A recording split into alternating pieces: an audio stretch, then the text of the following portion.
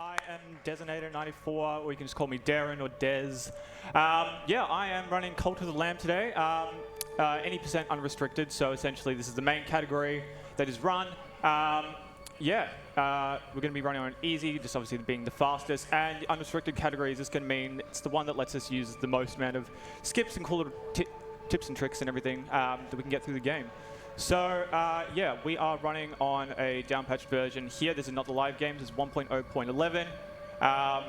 Very early on in the launch cycle of it, so there's a lot of possibilities for soft locks and whatnot, but we have ways to get around what we can to do some pretty cool stuff. So, we'll get into the run here real quick. We'll start the run in 3, 2, 1, let's go.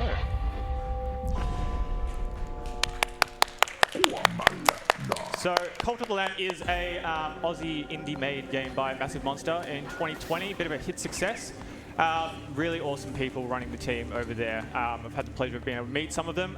If you were watching the ASM run last year, I had Harrison, one of the devs, on my couch for that, which was really awesome to have a bit of an insight there.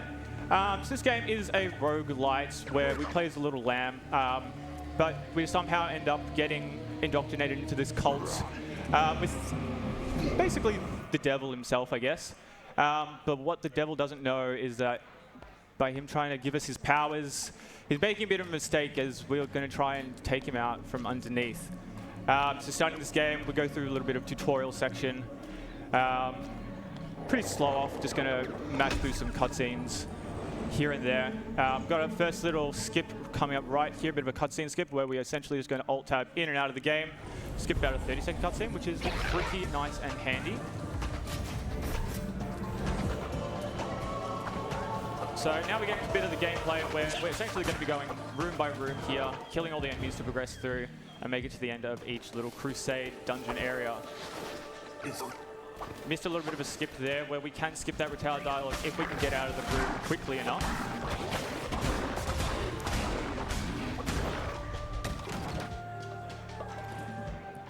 Forced to open our inventory there just to see the coin that we collected. And here is where this roguelike kind of starts to get a bit RNG heavy. We have different rooms that we can go through, and most of them we don't know where the actual path progression is going to be, which is a bit unfortunate, but what can you do, I guess?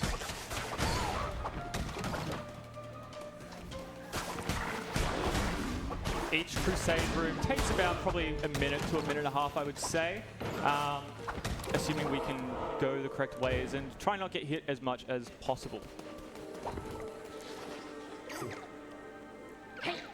Some little dialogue here from these little followers of the one who waits himself.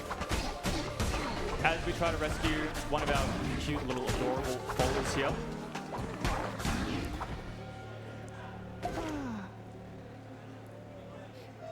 So the end goal of this game is obviously we're going to have 4 different biomes or areas that we have to get through, each one having 4 crusades in each.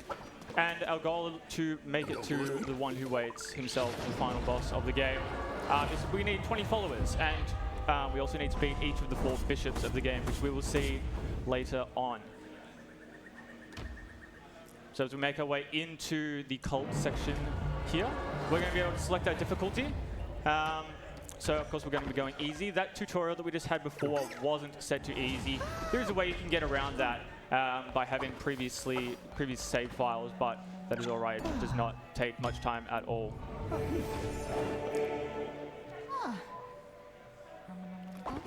So we're going to send our first follower off there to get some wood. We'll come into play a bit later. And now is where a bit of the generation comes into play as well. So for here, we need to chop down 1 tree, 2 rocks, and 2 berry bushes as well. And ideally, we want them to have spawned in places that are going to be nice. Actually, we'll go for this rock instead. That we can make some space for some of our buildings to be as close to the exit as possible. There's no real trees around, which is really annoying. This one will be fine. So these are the raw materials that we're going to be using to make our first little campfire stovetop up here, which is pretty much the only cooking we're ever going to be doing during the game. If we can get through Tower's dialogue here, which is a bit unfortunate. There is a way where when characters have dialogue with you, there is a trigger in the game that essentially wants you to be in a certain position when you're talking to someone. If we can get far enough away from that position so that the game tries to automatically bring us back to that spot, if we don't make it to that spot by the time the dialogue starts, the game gets a bit confused and we essentially have a bit of free roam over where we can go, which we can use just to get to some exits a little bit quicker. So we're going into our first proper crusade here. First biome, which is called Darkwood, is essentially pretty much all a bit of a tutorial area. You get introduced to each weapon as they come through. But yeah, as you can see, obviously things are dying a bit quicker here now that we are on our easier difficulty. There's a bit of resource generation here that we're going to need. So we're going to chop down some of these rocks in hope of a random rock reward dropping. We did get one there, which is pretty nice. Actually, I don't think it actually came into our inventory.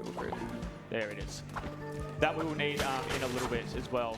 This is going to be a bit of RNG based on what rewards we get throughout. We're going to need some rock and stone, and some wood as well for it. So we're going to take this wood resource room. We need, yeah, that'll be plenty of wood for it. This is to build our temple, which of course everyone knows all good cults need a temple to pray into. No rocks in that room, unfortunately. So the first weapon we have here, which we'll see a little bit later on as well, this is the sword, which is kind of the base weapon of the game. It's got pretty good damage, pretty good range, bit of an all-rounder. It does lack in some capability, especially its lack of ability to be able to combo as good as some of the other weapons do. Which, yeah, we'll get introduced to each individually throughout Darkwood here. So we've got a bit of scripted dialogue with Leshy, who is one of our 4 bishops of this game. And he is the ruler of the Darkwood here. Each crusade will be finished with one little mini-boss. First one coming up right now. And the easiest way to beat him is essentially just going to stand still and just start swinging. It will tell us... we do have, like, yeah, one free kind of damage hit, I guess, there. And now we're going to get our reward for finishing this combat, which we got our wood, so we really want to see some rock here, which is unfortunate. So that's okay, it just means we're going to need to get some more rocks when we get back to the base. It's about a 30-second time loss, so nothing too drastic here. As you can see, our door to our boss, Leshy, will be unlocked after 4 crusades of each.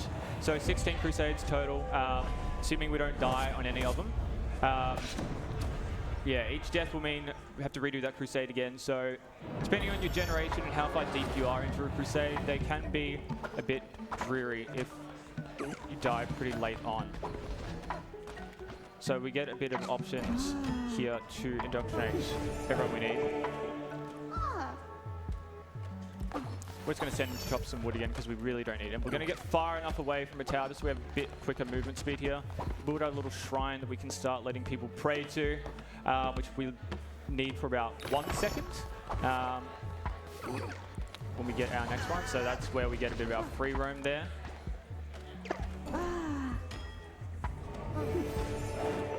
The game does allow you to have a lot of customization over each follower as you want. We're going to send him to worship. The game will tell us a bit about worship. Let's not talk to you, thank you.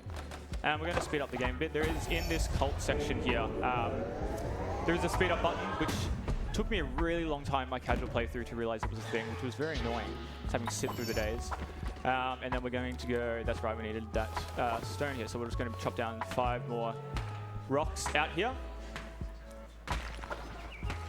But yeah, essentially, we're going to be building our temple, which is going to be our little hub for the next 20 minutes or so that we're going to keep coming back to. The first 20-25 minutes of this run is where most of the controllable RNG, I guess, happens, and most of the game-breaking skips.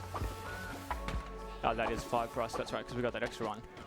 So now we can get our tempo, and we're going to put it as close to the top as we can so we don't have to run as far. We're going to build on this really specific tile here. There is a bit of a dialogue skip that we can do, where Ratau, who is kind of our tutorial guide here, should talk to us outside, but we'll move the dialogue inside so it saves a few seconds. As I mentioned at the start, we're down patching this for a pretty specific reason, which I will let you guys know in a little bit. But yeah, one of those soft locks that can happen is if you get stuck outside of the temple, just a bit slower entering than you would like, you can just get frozen inside and the tower won't be there to talk to you, which will just be a save reset, but that's all right. So we're gonna do our first sermon there, where we'll let our little followers give us a little bit of their devotion, which we can use to our advantage. We're not gonna need too much of it. Ideally, in a perfect world, you wouldn't take any of them, but we're gonna unlock a little bit of extra stuff that'll be cool to show off later. So here's our second weapon of Darkwood. This is the axe. It's probably got one of the better base damages to it. It's got pretty decent range unless you're really close to an enemy. Then it can kind of like go over their heads a bit, which can be a bit annoying. There are times when Lefty will and other bishops are going to spawn a bunch of enemies for you. They can happen anywhere randomly within a crusade to a certain point. So if this one's a bit unfortunate, there is a spell that, of course, we get right now, which could have been helpful to speed up that fight a little bit. Cal's going to teach us the basics of spells or curses, however you want to define them as. And he's going to teach us a bit of the mechanics of further dropping and everything. Some spells are better than others. The first one that we get introduced to here is the Fireball. Pretty good for some long distance range as I get hit there. It's a bit unfortunate. And we have pretty good generation here. It's pretty straightforward. Now this is where we actually get really, really good follower generation here. So we're going to have randomized nodes, but of course we don't have the money. There's a chance that follower there could be free and means it's one less that we have to get later on. So obviously, that's what I'm saying a bit about the weapon kind of going over people's heads a bit. So again, this will be a couple more added. In terms of the maximum amount of followers we can get, we need 20. If we get one in every crusade, with the amount that we'll get given to us and some that we'll have to kill off for various reasons later on, we're going to be able to have 2 crusades that we don't need a follower on. So if we get good pathing that don't have follower rooms within them, then yeah, that's ideal. So that's where it'd be nice to pick up some extras along the way to give us a bit of extra leeway down the track should we need. We're going to be taking these commandment stones, which we literally only need to do because this is pretty scripted. If you are playing in a current version of the game with the DLCs introduced, geez, Valor jumped pretty quickly there. We're just going to damage boost that a bit. He is jumping really fast. That's all right.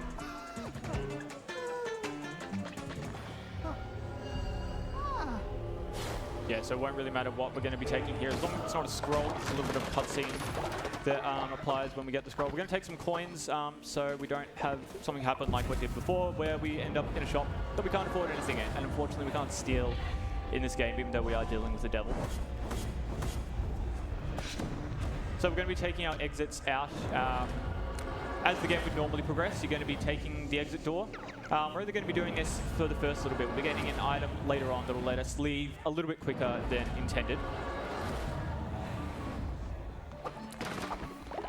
Yeah, if you are playing on live version of the game, there are a bunch of these things that you are able to skip. There's essentially like a quick start mode that pretty much skips all of this tutorial, whatnot.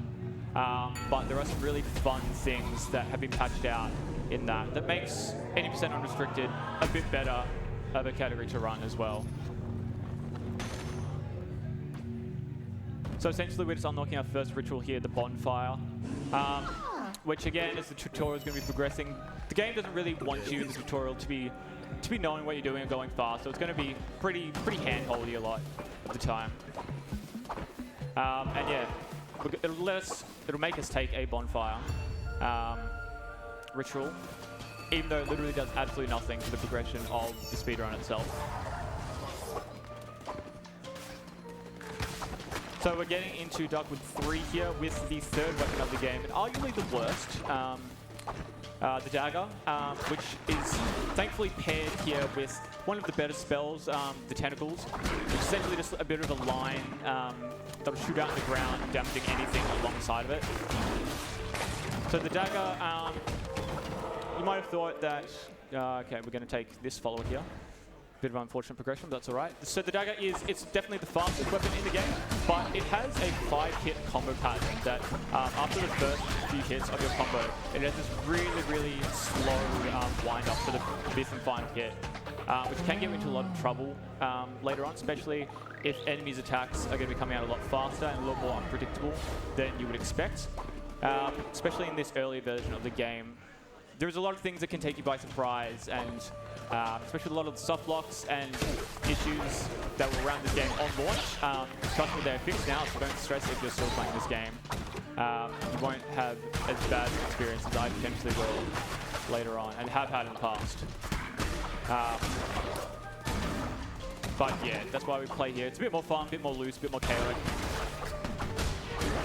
It does provide for some pretty entertaining moments. So we're going to have a bit more scripted dialogue here with Leshy and some of his fellow bishops. Yeah, they're really just trying to convince you to, like, yeah, don't be too mean, you know. Well, we can all be friends here. But really, they just want to kill you too.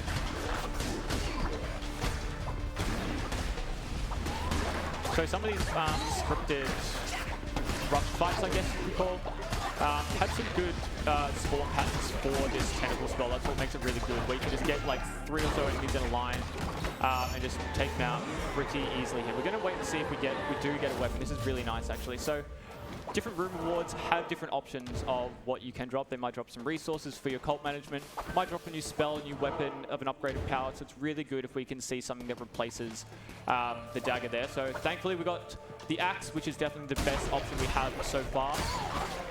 In different people's personal opinions, it might not be the best overall. We do have a weapon smithing room up top there, which can offer us some more spells and weapons that we could choose to take if we wanted to, but considering we already have this, we're just going to leave it. We should be totally fine for this next mini-boss coming up. Barbados, which can be pretty annoying as he likes to dig underneath the ground here. This would be a lot slower if we had the dagger. We're just going to damage boost that, and we just missed the second cycle, which is alright. Usually if you have the dagger, that can be potentially up to a 5 cycle, which yeah, each mini-boss, any sort of time loss on them does start to add up. So now we're going to be getting into probably some of the really cool and main skips of this category, this run. Coming out of Darkwood 3, we're going to be made to do a ritual, and we have the option to do another sermon as well, if we want. You're only allowed to do 1 sermon per day, so if we can make it there just in time for the day swap over, we can optimize our timing a little bit. We will be indoctrinating the rest of our followers for a skip that we'll be doing in a little bit. So coming to the night cycle of our first day, and our clock is, yeah, essentially just ticking over to day 2 now, which is pretty nice. So we're going to take our followers. Each follower has customization options, of course. You can dress them up, change their appearance, rename them as much as you want. We're just going to make everyone just worship, because we really don't need them to do anything effectively. We need them to get out of the way, ideally, which they can be a little bit troublesome sometimes. We will be using our speed up in between each one spawning. Saves like maybe about half a second for each spawn. But again, everything will be something we'll take. We can access the little menu that pops up to rename everything a little bit quicker just by mashing escape, and that'll be our last guy there. So we'll come into our temple here. We're going to be doing our second sermon. This is an optional thing. You don't need it if you get good RNG in your drops later on down the track, but it provides us a bit of a safety backup by allowing us to introduce some extra curses, spells, into our random item pool for our crusades. One of them named Hounds of Fate, which hopefully will have it drop for us, but can be really, really boss with another item that we're going to be unlocking. We need to, yeah, come on. Thank you.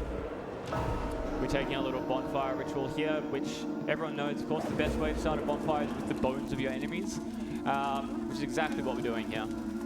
This game can get pretty dark for something that looks so cute and cuddly as it is. That's what we're going to do. Ritual's going to talk to us once more, and he'll introduce us to the world map after he gives a little gift to our cow friend here. That was pretty good. When he gives the gift, it has the chance of just circling around the person who's giving it to for quite a while. Don't know why it does it. The game just likes to be a bit messy sometimes. So Ritual's going to go Gonna go back to his little hut, and that kind of marks the end of the tutorial. So now we're getting into the fun stuff here. So we've got our 7 followers here, which is just enough to open up our second biome of the game, which we don't really need because we're finished up with, but we're going to be doing a bit of a trick here. So by taking our 7 followers, and we're going to be holding back and mashing our spacebar essentially to try and get back out of here as fast as we can and come back in straight away. The followers should be despawning there, but some of them get a bit stuck thinking they're still here. So now we can open Anchor Deep, because our followers are going to kind of duplicate themselves and spawn in again. The game gets confused and tries to double count them again. So that's why we're able to open doors with follower targets that we don't have. We're going to be doing it one more time, even though I think we should have been fine without it, to open our last door here. And there is a reason that we're doing this and not just progressing in order, which, yeah, I'll go on a bit more about when we get up to them. But yes, this is essentially one of the main sequence breaks of the game. And it's going to be followed back to back with our second big one. And this is going to be accessing our minimap here. And essentially we're just teleporting to an area of the game that is pretty late game. We haven't unlocked at all, which is really nice. Essentially the way we can do that is by just moving our mouse on the map as we can get it. And yeah, the map kind of loads for half a second just before. So if you can like trigger something underneath the clouds before you can get to it, then that'll be really nice. As you see, I've turned down the frame rate just for this section for a little skip potential here. We're going to be sacrificing 4 of our followers to Midas here, who will give us a talisman piece for each follower we sacrifice.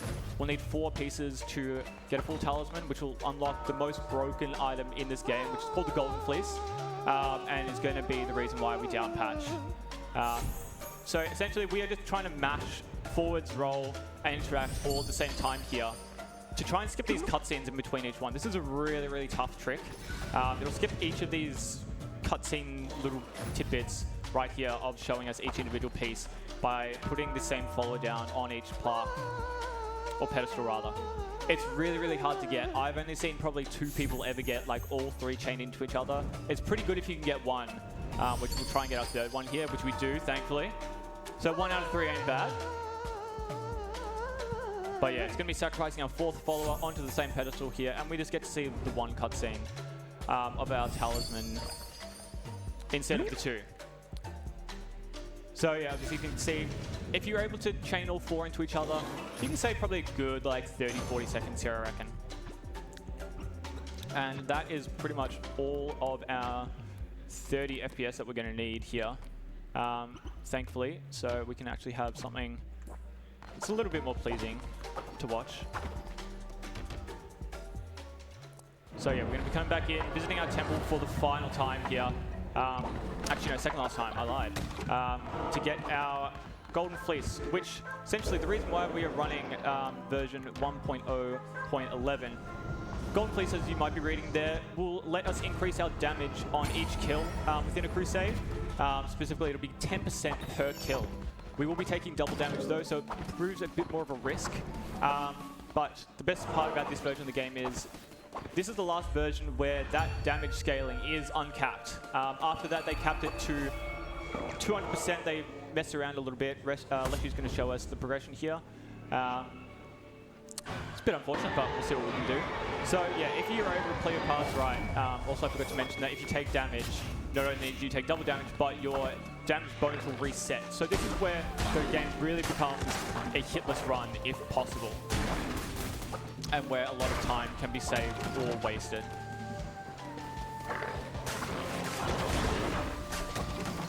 Gonna let that bomb explode away from us a little bit. The collision boxes in this game can be a little bit jank.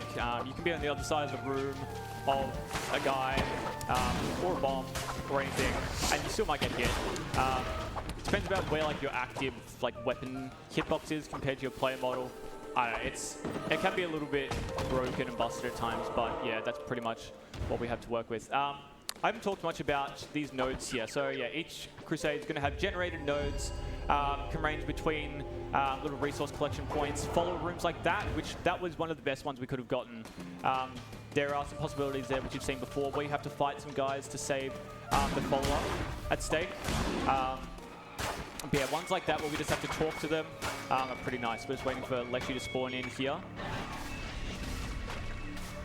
for a bit more dialogue. But yeah, this one that we're in now, those little sword icons as well, those are going to be our like fight crusade nodes, I guess. It's most optimal to skip as many of them as possible. Obviously, each one's taking about a minute and a half if you get lucky, I guess. Also, it's more potential to take damage and have a lot of your extra bonus reset, which we want to eliminate as much as possible. One of our cutscenes here with the fisherman. If you're playing the game normally, this is a place where if you like your Stardew Valley fishing mini games, this is the spot where you'll be spending a lot of your time.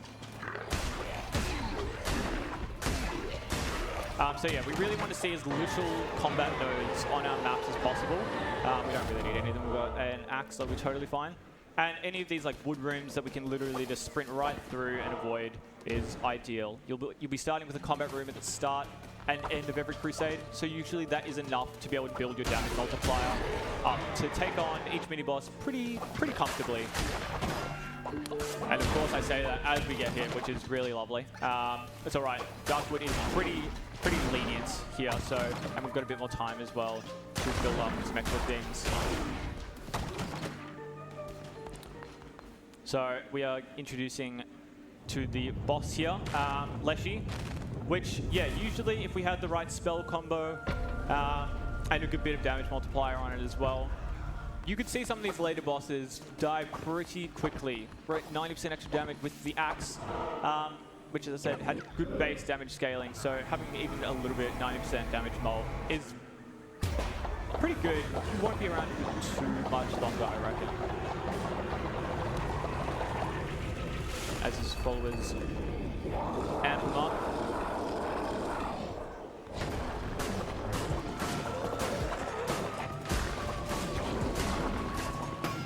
That's fine, we can just take that damage boost, it's alright. He's really liking to stay on the ground here, that's good there. That's a bit unlucky, but that's alright. So we're going to take the heart here, which we only really need one for this run. But you do need to pick up all 4 to be able to unlock the final boss as well. I have learned that the hard way, unfortunately, which I'll get into a bit later as well. But yeah, he'll drop a chest as well, which we only need 1 of 2 scrolls here. It's the second one to drop, which is really hard to tell when there's both of them together, this Leshy trophy. So yeah, you've got really good attention to detail there. Pick up the last one, you don't pick up the other one, it saves a little bit of time. We don't need to place it or anything. I don't know why the game doesn't let us leave this room without picking it up. There's a lot of things about this game and how it works that we still don't really quite understand. We just kind of roll with the punches, you know. So talking and skipping all the dialogue, I do not even know what he's saying. He's just getting a bit more generally angry as we go through. We're going to skip a bit of dialogue there. As we come back into our cult here. We're pretty much done with most of our cult management things, so if this is your first time seeing a Cult of the Lamb speedrun, and you're hoping for a lot more farm management type stuff and everything, sorry to say, that's probably the last one we're going to see. Everything is pretty much absolutely useless for an 80% run. If you are doing something a bit more difficult like a Bishop's run or 100% run, which they can be dreadful to run, many hours can be put into those. Then yeah, you'll see a lot more of the cult management side of the game. So as I said before, the reason why we are going to be unlocking all our doors is so we can go to Silk Cradle here first. This is technically the last biome of the game that we're supposed to get to, so it is the hardest. 2 reasons for that being, if we are unlucky and get a lot of deaths and lose our run, we like to do it early on, obviously so we don't get through an hour 20 long speed run, get to the end before we see it die. The other reason for this is the people that we're going to talk to. So the Bishop of Silk Cradle, Shimura, has some dialogue with some other bishops in some other areas. So if we're able to kill Shimura first, then those dialogues just won't happen because the game freaks out thinking one character is meant to be there, but yeah, they're just nowhere to be found. So it saves a little bit of time for us as well. We're introduced to our final weapon not final, sorry, second last weapon of the base game here. The gauntlets, the claws, different people have different preferences. But yes, personally for me, this is the best weapon in the game. It's got pretty decent space damage, a little bit less than the axe does, but the reason why it does is it has the best damage multiplier with its 3-hit combo. Another little bit of tech we're able to use is we are able to animation cancel some of our attacks as well and chain some combos into each other. So as you can see here, I'm kind of taking this third like drop down animation as we just roll cancel through each one. So it's going to make our third really big hit of the combo kind of chain into each other. And that's where we can clear out big rooms and get a lot of damage. And this is the spell that I was talking about before. This is Hounds of Fate, which assuming I'll be able to keep it, there's nothing really better that I would find. Yeah, you're going to really see the power of this Golden Fleece. So you're going to ask yourself, why have we just been introduced to one of our followers, Space Mirror? And it's a bit unfortunate, but we are forced into killing some of our followers. So the first 3 followers that we get during this run are a bit of death fodder, but that's alright. So we have this box here, which you can see 2 little shots of our Hands of Fate there, and they just get absolutely demolished. This is one of the shorter crusades as well. 440% extra damage, you think that's quite a lot. If you get pretty unlucky, you get a lot of combat rooms and don't take a lot of damage, you can see that number go into the thousands, definitely. But yeah, for an easy percent run, anything in the couple hundreds is going to be absolutely plenty for what we need. So yeah, we're going to be taking it through Silk Cradle 2 again here. Silk Cradle is definitely the scariest and is the worst to see the dagger pop up. So Gauntlets was the last of our Silk Cradle guaranteed weapons as part of like a new introduction to each weapon. From here on out, it's going to be random generated for what we get dropped at the start. Except for one other room where we'll be introduced to the hammer, which will be the final weapon of the game later on. Here we have a bit of a scripted bit where they unlock Midas Cave, which is the area that we managed to glitch our way into before. So if you were progressing the game through linearly, this is going to be right at the tail end of it, which is really nice. We're able to get there super easily to get those talisman pieces. There are other ways to get talisman pieces in the game, like we saw our fisherman.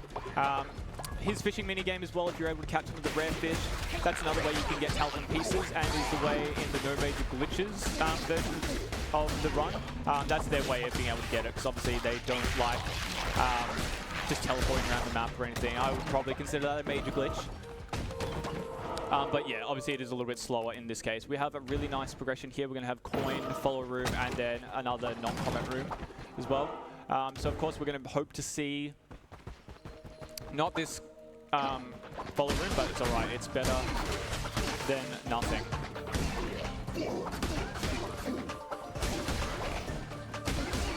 So yeah, these rooms can get a bit scary, especially you're going to see some of these little hooded guys that are wielding bow and arrows. They are probably the bane of my existence in this game, the archers. They are able to spawn in, send out arrows, kind of just when you least expect it. It's pretty hard to tell with their animations some of the time. So you can just take hits out of nowhere, and if you've got about 400% damage or something on you late into a run, right before a mini-boss, and you lose it all, it can be pretty miserable to come back from that. I've had many experiences in the past and lost many runs to it before, but that is the way of a roguelite speedrun.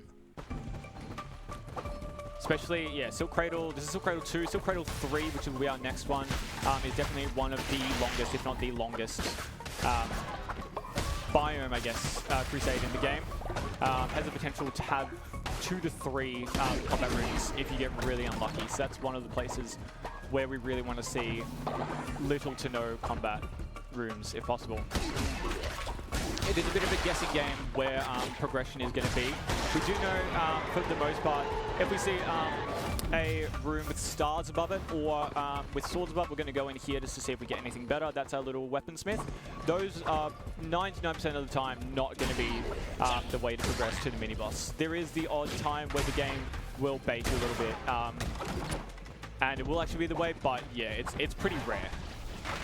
So yeah, any other way that doesn't have stars above them, which is the place where our Tarot Master will be, to give you little like bonus cards and like buffs to each run. Yeah, anywhere else is pretty much fair game, which when you get to like a four-way intersection that are all fair game, it can be a bit of a guessing game, and of course I take that hit, which is a bit unfortunate. We take it again, but that's alright. So this is where it can get a bit scary. Especially when we're taking double damage as well. We do want to see some bonus healing hearts drop if we can. Vefar will be our second boss of Silk Cradle here. And with not much damage, he can get a bit scary. So we're going to play this a little bit safer than we otherwise would for freezing this exactly like that. That's a bit of poison on the ground, but that is totally fine.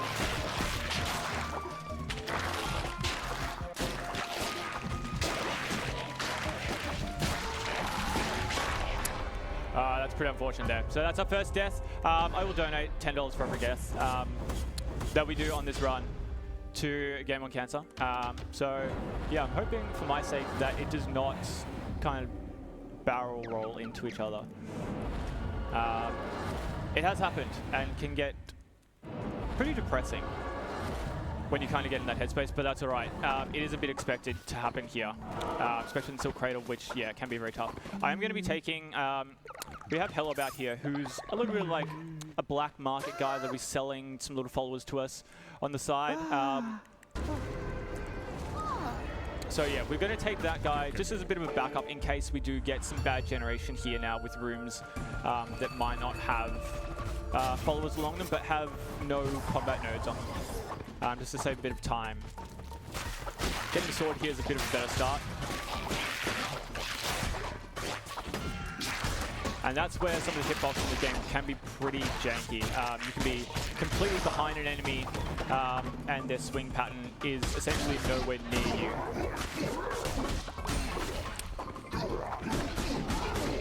I was kind of surprised that one didn't hit me, actually. That's why, yeah.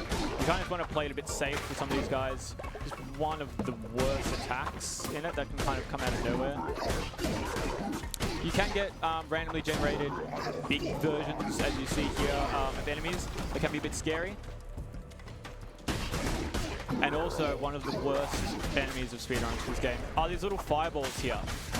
They have probably some of the worst hitboxes, and enemy AI in this game really do like to tend to just sit inside those fireballs and bait you in, which really sucks. They also have a bit of a tendency as well to stick around on screen a little bit longer. That was really unfortunate, nowhere near the sword. A little bit longer than anticipated. No heart drop there, unfortunately.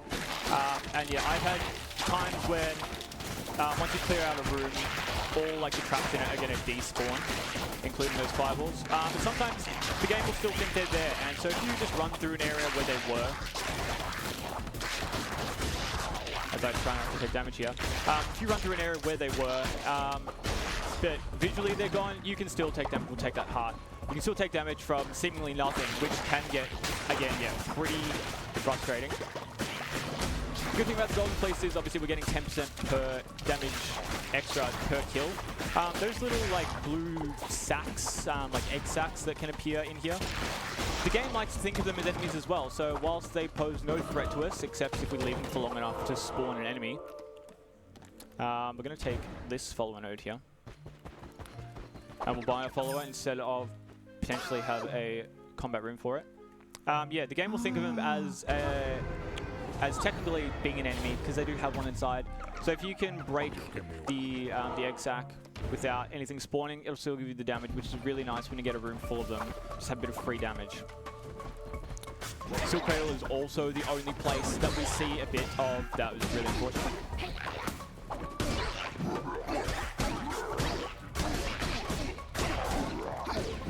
We try not to get hit by bombs raining down on us. See if we can kill him before it comes back in. It's very nice. No hearts drop there. Yeah, Silk Cradle's the only place where, like in this room, I'm trying to go enemy the after.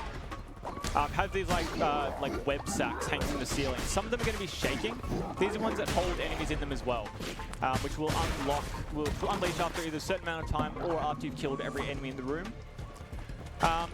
they drop the enemies based on like how far into a shake cycle visually they have. So if you clear all enemies in the room in just a time that's not really liked by those shake cycles, you can be sitting around in an empty room just waiting for that cycle to essentially restart itself before they drop. So that's why you got to keep an eye on them and try to time your last enemy kill with those shake cycles so we can get them to drop just after. That was really scary. I did not even see that guy do that. Just after the last enemy is killed. We're going to definitely wait around there and take the gauntlets. Which would be really, really nice to have with this scaling. No extra heart there. One of the good things about easy difficulty is, as well, it's going to improve the heart drop rate of chests and stuff, especially when we get lower on health. If you get into like the hard versions of this game, that is exactly why I hate those guys.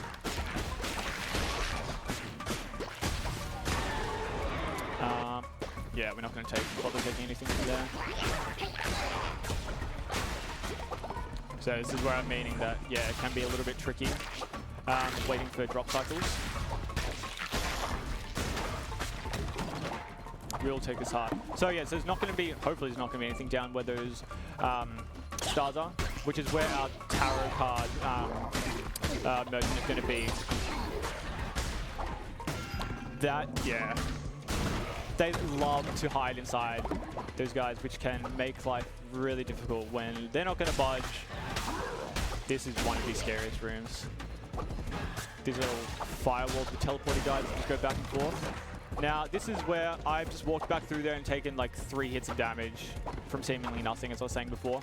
But yeah, so with the tarot rooms, we don't take them. That was, I definitely dodged through that. This is why we love Silk Cradle and do it first, because moments exactly like this. Yeah, so tarot card rooms can give you good abilities, some that might like improve your crit rate, some might improve your attack speed, movement speed. Again, these hitboxes are so inconsistent from what they should be. Getting down pretty low, but it's fine. Second try at Vepar. I have had like runs where a good like 3 or 4 attempts worth of Vepar is needed. We're going to play it really safe here. He loves to shoot poison on the ground, which poison in this game is a bit of a joke, especially in this category. Sorry, in this version of the game. It takes so long to build up the timer that you would take damage from. That was scary. Which was really scary when the DLC came out that introduced a much faster poison build-up time. Like, I don't think Mike has a playthrough I've ever taken damage from naturally generating poison. There we go, there's Vepar. Definitely one of the scary bosses with a low damage output. But yeah, when they buffed it back in the Relics of the Old Faith, I think it was, the DLC, it got really fast and really scary. So another reason why current patch running is not ideal as well. I think I forgot to mention it before, but one of the items we unlocked before called Omnipresence, I don't know why I'm going back out there. Omnipresence essentially allows you to leave a crusade back to your base at any time you want. So obviously, yeah, if you're using it just generally in a run, of course we see Dagger again. RNG is not on our side today, unfortunately, but that's fine. We still have a chance to replace it. Yeah, if you do it anywhere in the run, it won't count as a completed run, unless you do it after you've beaten the boss. So you can do it before entering like the side exit room where you'd have to go through, watch the door animation every time, as we need to kill 2 more of our followers here. So yeah, doing it just after beating a boss can save like a good few seconds, about like 10-15 seconds I think it is on average. But it does add up over 16, or 12 applicable crusades actually.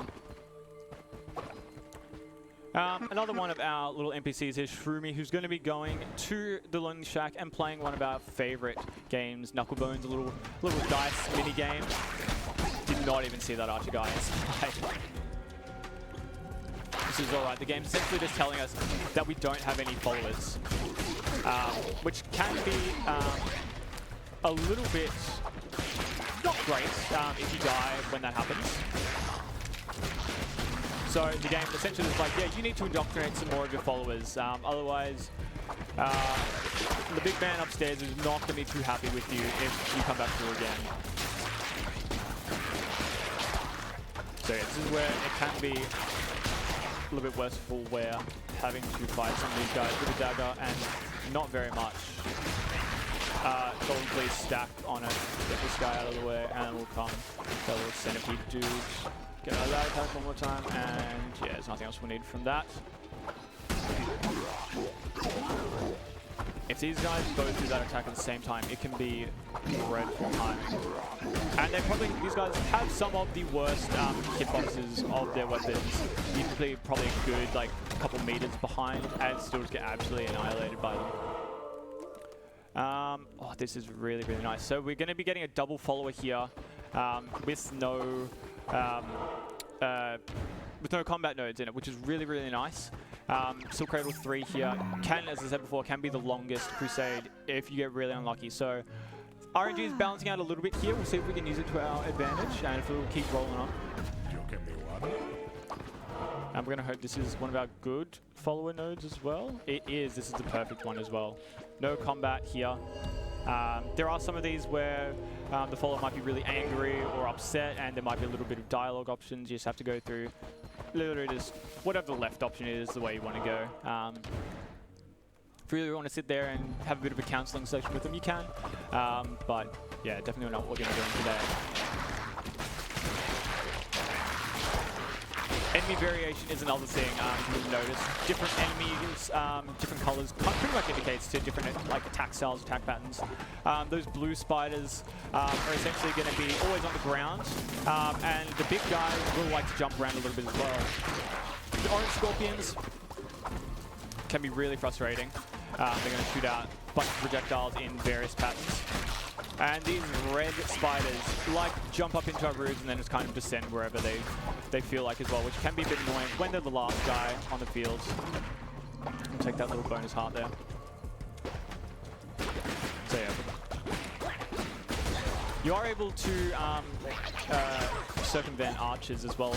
You're able to hit their arrows back at them, which is really nice to do. We're definitely going to take the sword there, just a bit of an upgrade from our dagger. And then obviously, yeah, these little like bluey-green guys that shoot out a lot of poison.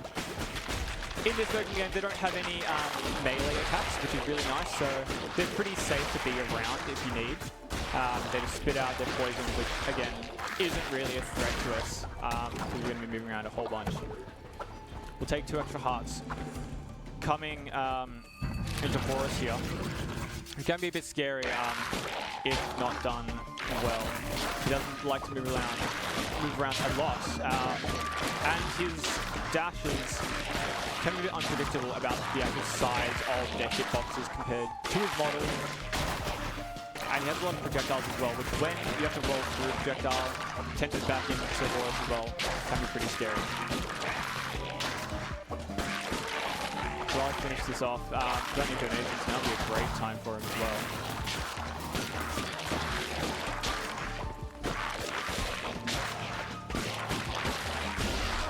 Take that last hit. If you needed to, but that's alright. Definitely one of the scary Mina bosses out of the way. Definitely not my worst one. He will be introduced to us a little bit later on when we get into our 3rd biome. But I'll make sure to let you know when we get up to that guy. Any of our resources we pick up, we don't really care about at all, except for coins if we're forced into buying a lot more of our followers. Just to be a little bit safe as well, I'm just going to bring in 1 extra follower here, just in case. If you are to die with no followers, it can be a little bad, makes you redo a little bit of stuff, but yeah, if you are coming out of a bishop, the final boss of a biome, which we're going to be coming into one right now, Shimura, at the end of this crusade, I should say, then you are able to skip a little bit of a cutscene as well. This is really unfortunate, and depending on the weapon, we might just restart this one. We can't. We've got the gauntlets, we've got to see it through. You can omnipresence out there if you do see a bad a bad crusade generation. You get like a bad weapon. So let's say like we had what we just got there with 2 combat nodes, and we would got the dagger. I would have just omnipresence out and tried to reset it a bit as well.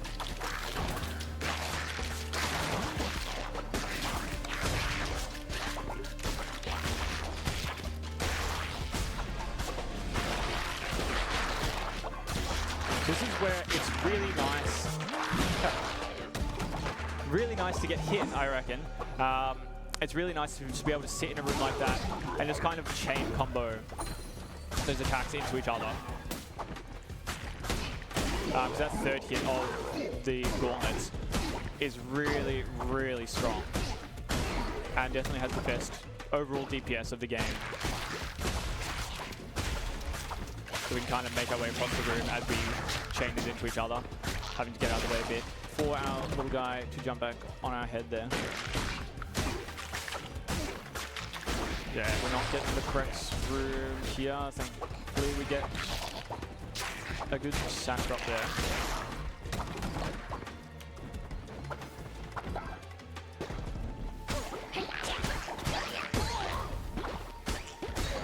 We are still currently working on a way in the community to try and figure out if there's a way to be able to tell room generation visually or some sort of like FPS ties to it or not, because it's something that we're still a bit unclear on. We don't have, we have 1 follower here. I will take it just in case. Don't really need it. We can use one of our follower free runs for it. But yeah, we're trying to figure out a way still if there's any way to tell where the correct direction to a mini-boss is based on any visual cues or FPS drops or anything that you might get, just to help us out a bit in terms of being able to optimize pathing through different crusades. Because it's pretty much at the moment, if it's not marked, we are really just going in blind.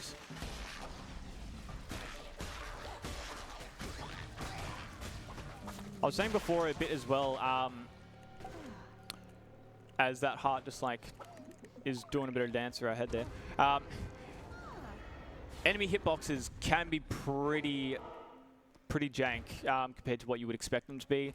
It's a bit of a two-edged sword there as well. Some of our weapons have way bigger hitboxes than what visually is on the screen as well. So we can use that to our advantage a bit as well. It does play into doubling over the enemy hitbox size as well, because if your extended hitbox is touching an enemy's extended hurtbox, I guess, for a better way to put it, then even though your physical player model, where you would expect to take damage from, is nowhere near, that's where you can get some pretty annoying damage opportunities happening. We'll just take the gold here just in case, but we got plenty of gold, should we need it actually. Yeah, it doesn't really matter, it was only half a heart. So at the end of this is going to be our second boss, and of course those fireballs are going to spawn in pretty late. I'm just going to play absolutely safe and roll all the way around them. I'm not taking any damage here. We have a good bit of damage built up. 760% should see Shimura die pretty damn quickly.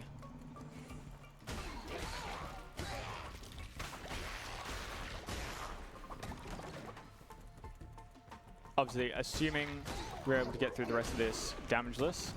Knock on wood, but yeah, this is one of the areas where we are just going to be waiting for these sack cycles to drop through, which, yeah, if you get runs where it's constantly waiting each room for that to happen, that's where, yeah, it'll send runs to die. See what we can get right before, oh. Hands of Fate with nearly 1,000% extra damage. This is probably going to be one of the best Shimuras I have seen. I don't think I mentioned before as well, top left, you were introduced to it if you're reading some of the tutorial dialogue. Of course, we had another slow sack right here. But yeah, getting further, which is our little bar indicated up there, there's literally nothing else. We have the perfect loadout here. That's what essentially your currency is to refill. I'm playing this super safe. is your currency to be able to use your spells, and they will refill by killing enemies and picking up these little red orbs on the ground. So we can use them to our advantage within biomes if we want to. You got to use them a bit sparingly though, because they can take a little bit longer than anticipated to build back up. And of course I'm picking all of the wrong 50-50s here. But I would definitely take that over repeated deaths. Unlocking our door to Shimura here, which I reckon this will probably be the quickest Shimura fight I've ever seen this early in. When you come back, if you're playing the game casually and you unlock a lot more of your temple like skill trees and unlock better level weapons, better level spells and everything. If you saw the Golden Fleece then and you come back to refight some of these guys, you can easily get a good probably few thousand% on these. So we're literally just going to right click 3 times and all going well. 1 extra hit, that is that boss down. Hound's effect can be a little bit buggy, especially when Shimura likes to run at you there. It's a bunch of little micro missiles, I guess, that kind of shoot out and will lock onto a target, but if the target is too close to you, then yeah, they kind of like disappear into the ether a bit. But yeah, that's probably pretty much just about the best Shimura fight you will see in a run. I did take the heart there, which, as I said before, I have made the mistake at some events. Definitely not an ASM event where I've forgotten to pick up a heart or 2. Meaning I've had to come back and completely not realized it. Which is really great when you have the developer of the game sitting there by your side, as not realizing what's going on. So of course I'm sitting there thinking that, oh, this game, this category is softlock central, so I wouldn't be surprised if during a marathon setting is where we find another one. But no, of course, I am just really, really stupid. But yes, no, it was all right in the end. And definitely learned a lesson there. So right now, we're just going to be indoctrinating all of the rest of our followers that we have. You only really need a couple, but instead of doing them all at the end and just sitting there for a few minutes, can you please go away? I don't want your side quest. Yeah, your followers do like to just give you little side quests here and then, which is really annoying when you're trying to interact with someone to indoctrinate in and they just get right in your way. Some of the side quests are really stupid. One of them is something like, tries to get you to collect like poop from followers and feed it back to them. It's really weird stuff. Another one is something like, one guy really likes to play pranks, has like a good prankster nature when he random rolls when you indoctrinate them. And so his side quest is something like, he plays pranks over time on one specific guy, and then ends it by just asking you to kill them, thinking it would be funny, and then eating their remains as well. So yeah, this game is, I don't know what they were cooking over at Massive Monster, but I didn't sign up for cannibalism when I started this game. So yeah, no, it's pretty weird stuff, but with the game that's adorable, you definitely have to expect some weird things to come with it. So yes, after each bishop, we're going to break one of the 4 chains holding the one who waits his door shut. As we come into Anchor Deep here, this is the other final weapon that is scripted. It always happens after you kill your second boss. It's probably that was weird. Hit me as soon as he came up. Yeah, it is the slowest weapon by far, but has the best base damage of it. So if you're able to, it doesn't have much chaining ability as well.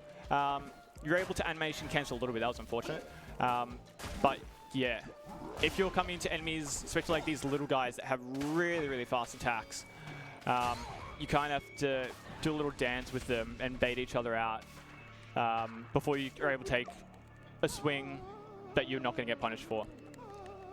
So the reason why we bring some followers in is so Kalamar, who will be our Bishop of Anchor Deep here, he, for some reason, doesn't like people staying healthy. So if we have followers that are healthy, he will make them sick.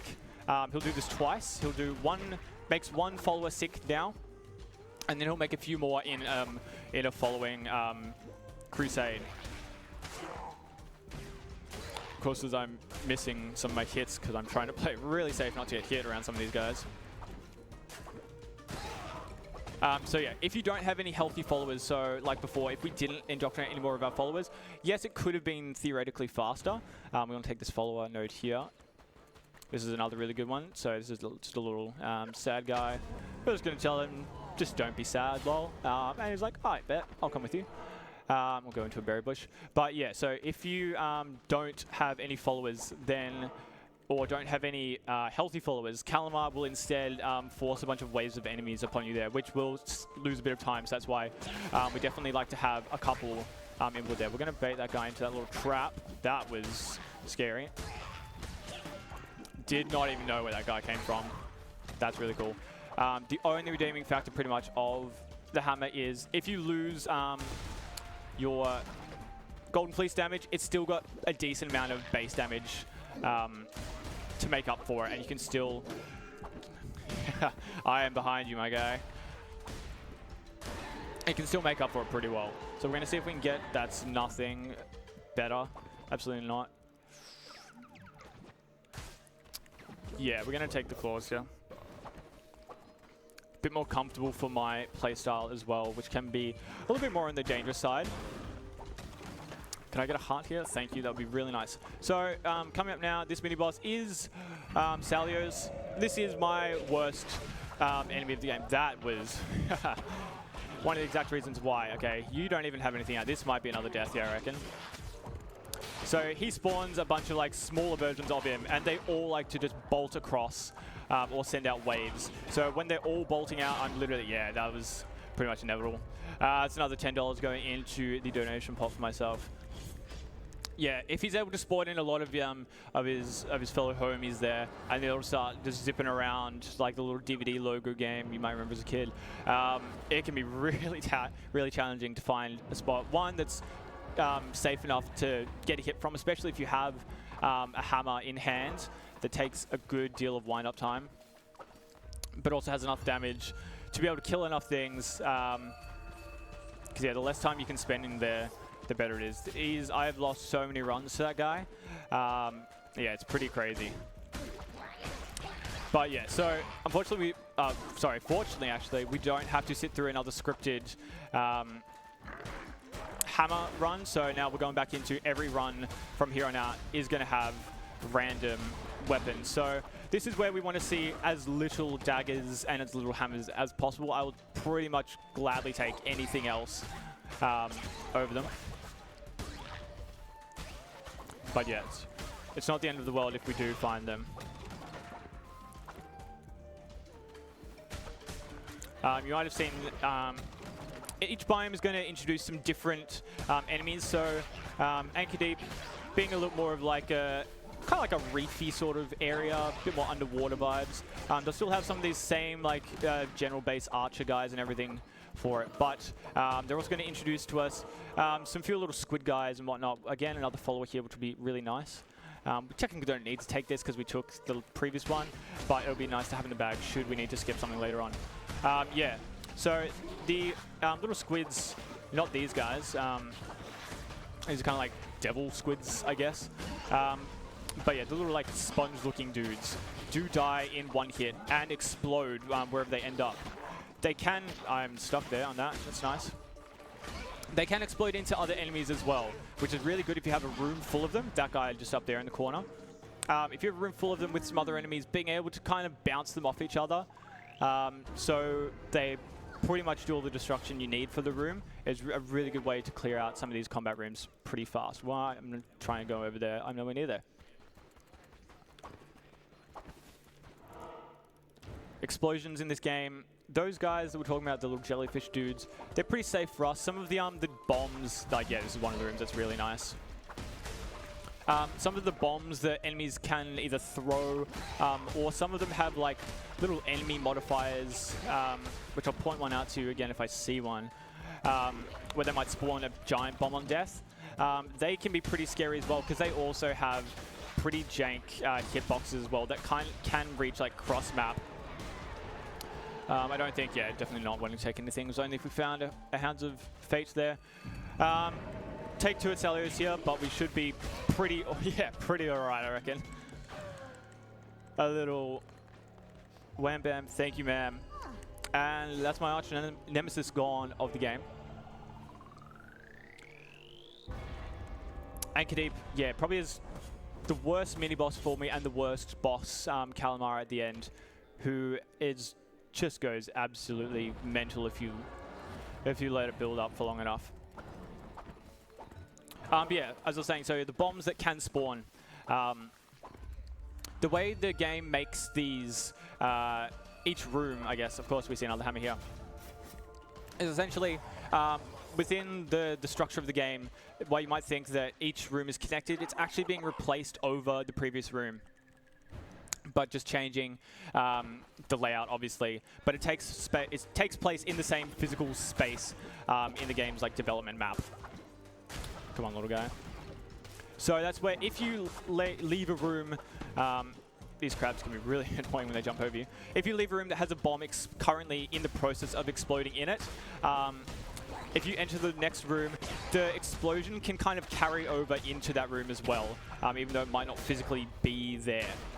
You can use that to your advantage. We're going to take this little heart here by letting it insta-explode some enemies that might spawn there, or you might get really unlucky and have it explode you if you just happen to roll into it without knowing. Again, another one of the things that can be very, very frustrating if you're not expecting what's to come by playing a down-patch version like this. Thankfully, we haven't come across any of the softlocks that can happen. A lot of the time, it's when we get scripted dialogue with one of the bishops. Yeah,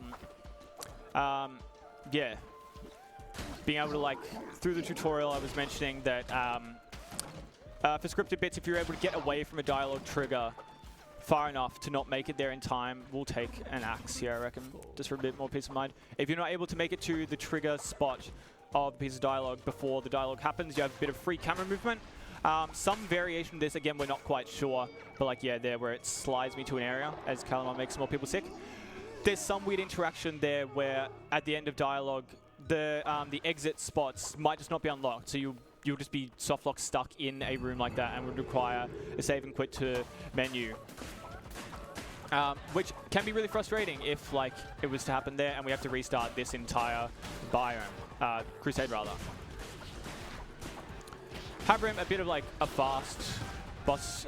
If you're used to binding a Bizac, you've got a lot of guys like this that kind of like popping up wherever they like.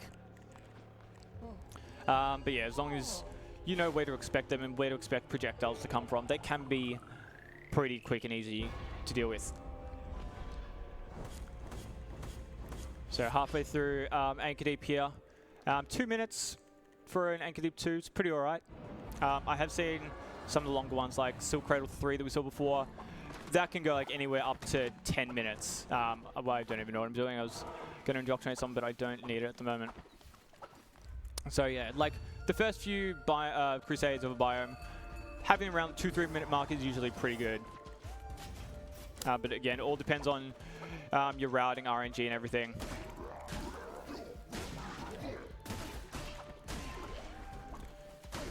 So the axe here doesn't have like anywhere near as good of a combo. We'll go left here, I reckon. Of course I picked wrong again. Doesn't have as good of like a combo scaling damage-wise like the Gauntlet does. It's pretty much just chopping off the tail end of the animations of each swing, which means you can just get a few more out a bit quicker. It's not going to scale the damage any more drastically. That's one of those really nice places where you get a spawn like that. So yeah, ooh, that was really close. As I just wait up a bit. You can get really small rooms that spawn a hell of a lot of enemies. It can get really scary really fast, especially if they're going to be putting a bunch of projectiles on your screen. There is no follower free here, so we're going to take, we'll take this way, and we're going to go for a bit of a gamble guess. I reckon, yeah, we'll take this room. Yeah, a lot of the the room potentials are just little bits that are going to be fast. As long as if it's not a sword on it, you're pretty much fine to go there to be fast. Plimbo here is going to be unlocking another one of our areas on our map. Definitely my favorite NPC within the game. He's got just a little fish ship that he sails around in.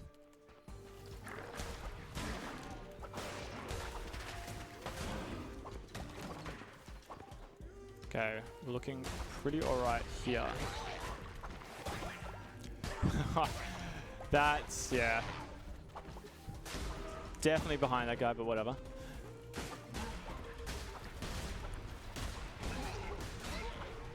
Which, yeah, makes it annoying again when you go from one-shotting everything and expecting to keep one-shotting everything. Take a bit of damage, don't realize it, because it's in a really overwhelming room with a lot of stuff going on. And then, yeah, you just kind of outplay yourself a bit. Okay, the gamble is going to be a bit forced. I thought I was going to have a choice. But, yeah, so some of the nodes on our maps there are going to be a question mark. These are a gamble because they can be one of two things. They can be just one of our regular, just random rooms that we don't care anything about. We're just going to go right through. Or they have the potential to be a repeat fight of a mini-boss we've already fought in that specific biome. So the reason for that being a bit of a gamble here is because we've already killed Salios, who was the first mini-boss of this biome, my arch nemesis, there's a potential I would have to fight him again, which would be really, really unfortunate. It has happened before where I've absolutely demolished him the first time, gotten pretty cocky about it on stream, and then had a bit of a taste of karma for him coming back. So it's definitely still better than that. And yeah, speaking of the devil, there he is.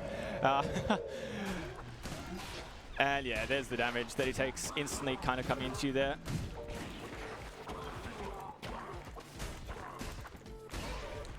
Thankfully, we don't have to see a repeat of that, but it's going to give us a few hearts to recover. Mentally and physically. It's crazy that happened again as I'm talking about it. I've probably only seen that happen maybe twice. Actually, no, 3 times, I reckon. But still, like, that over how many hundreds of attempts I've gone through here with is absolutely insane that it comes up right now. But hey, that's all you sign up for when you speedrun a roguelite like this. You may have noticed that most enemies, or most like mini-bosses will take a Hounds of Fate, are essentially just a glorified version of some smaller enemy in the game. There's a few extra like, okay, that's just not the way I wanted to roll. Really delayed hit. Okay, I'm really throwing now. No hard there, unfortunately.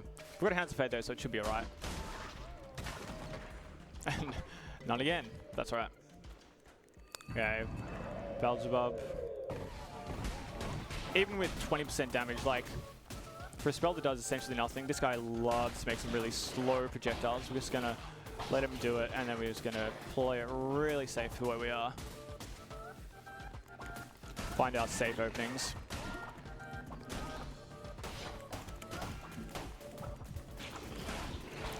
Ah, that's out. Third death. That's 30 bucks in the jar for me. Yeah, a lot of these bosses, when we get later on through Anchor Deep, you'll see, especially as well as Calamar, they are essentially a bullet hell if you let them get going enough. So that's where we really want to have enough momentum going with our Golden Fleece. But yeah, sometimes the cards just don't fall your way. And then they like to just rub it in a bit by giving you gauntlets right after, so... Oh my gosh. This is turning drastic. It's alright, we got plenty of time.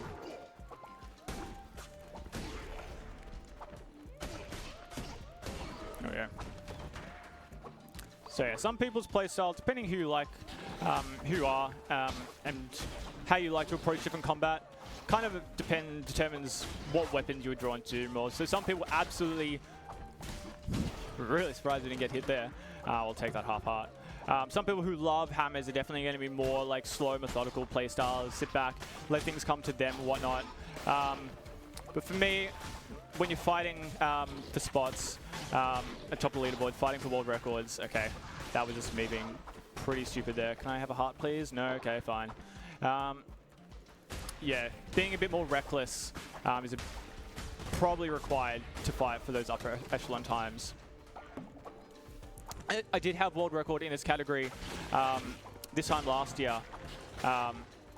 Initially, upon launch of this game 2 years ago, the world record was going back and forth between a bunch of us every day or so. I think, like, yeah, I think I held it for about, got a really insane run. I will take that. I'm actually going to take this tarot card just to see if it is going to be something a bit good. We'll take that essentially 20% extra damage bonus. We will take gladly.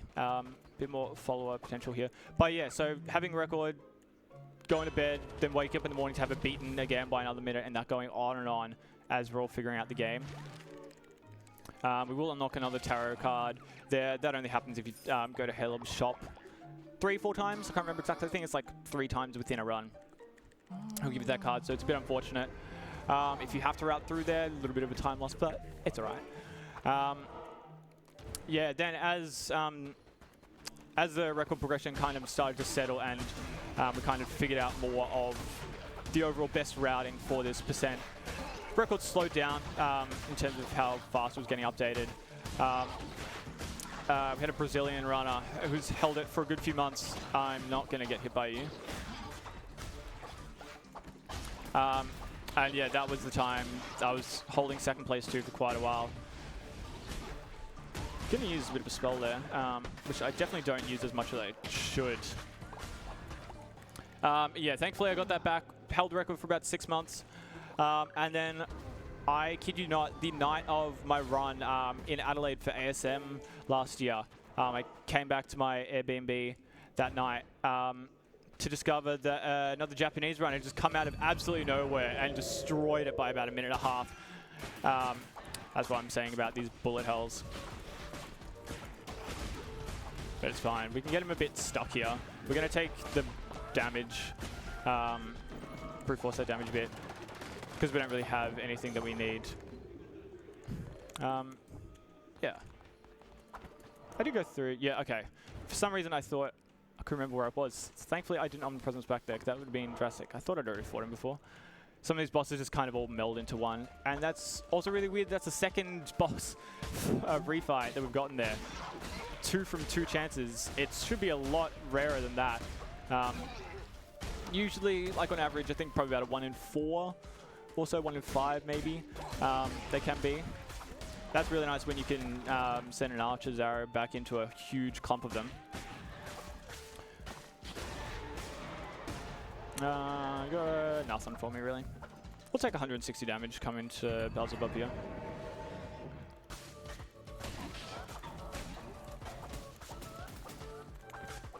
So that third hit on these claws is so generous. You can sometimes essentially just cross-map hit some of these guys with the amount of range they have is absolutely insane.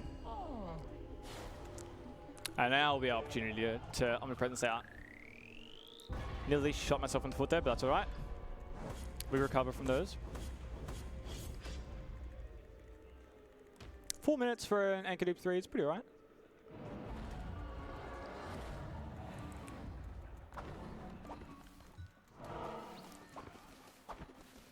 So yes, we've come into our third, if I can get in the door properly. We're fighting Calamar here, who is, yeah, the scariest one. We're going to have a look, see. We've got a good path here. It's going to avoid followers, but also combat runes, but we've gotten so many followers that we won't be needing anything. And unfortunately, we get the hammer, so we'll have to play it a little bit slower than we would like.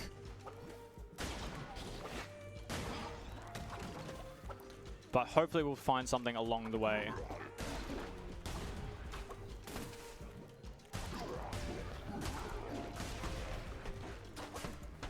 These crabs like to... That is the bomb I was talking about, that can transfer rooms with you as well. But thankfully everything's looking a bit better here. Yeah, that's a bit annoying. When 2 guys are kind of staggered swinging into you, there was a half heart there I could have taken, but oh, we should be right.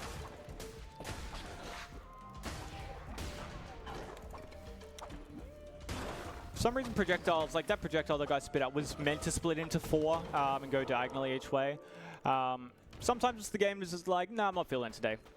And just won't really do things you're expecting, which can mess you up a bit.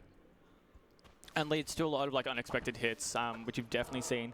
A lot more than I'd bargained for today, but again, the life of a roguelike speedrunner. As I was talking before about world record progression routing, the first 20-25 minutes of the run, especially with all the tips, the tricks and everything that we abuse in it, is pretty consistent. The only real RNG we have there...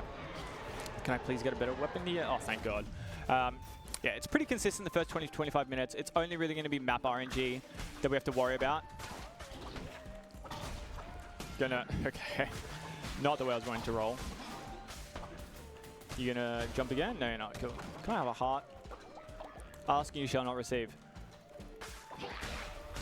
But then, yeah, as soon as we get out of Darkwood, the first biome, and tutorial ends, then the world really becomes your oyster, and that's where there's so many different like micro possibilities of different ways different people tackle biomes and whatnot. Some people might like to do Anura over Anchor Deep first. Anura we haven't seen yet. We'll be going there after this.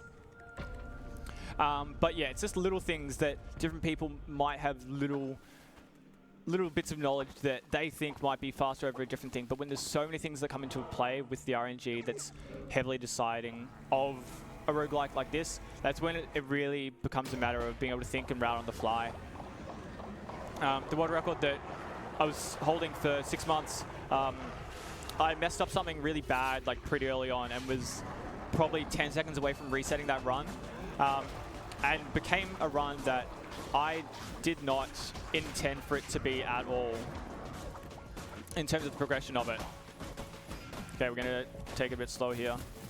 He's going to put out another little spurt and another one. Oh, 1 hit away.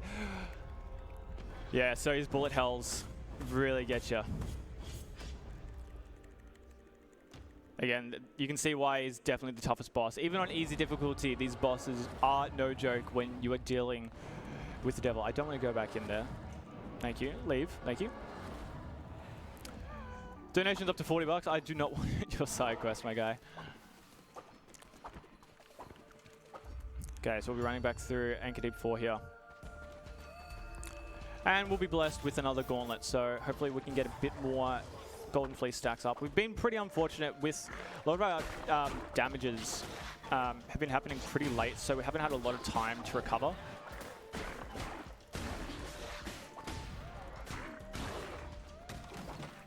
Yeah, it's going to be the like 1% chance of going through a tarot card room there.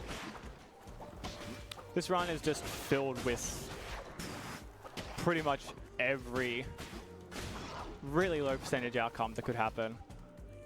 I mean, it's great. It means you guys get a true experience of what it's like to have to deal with the ups and downs.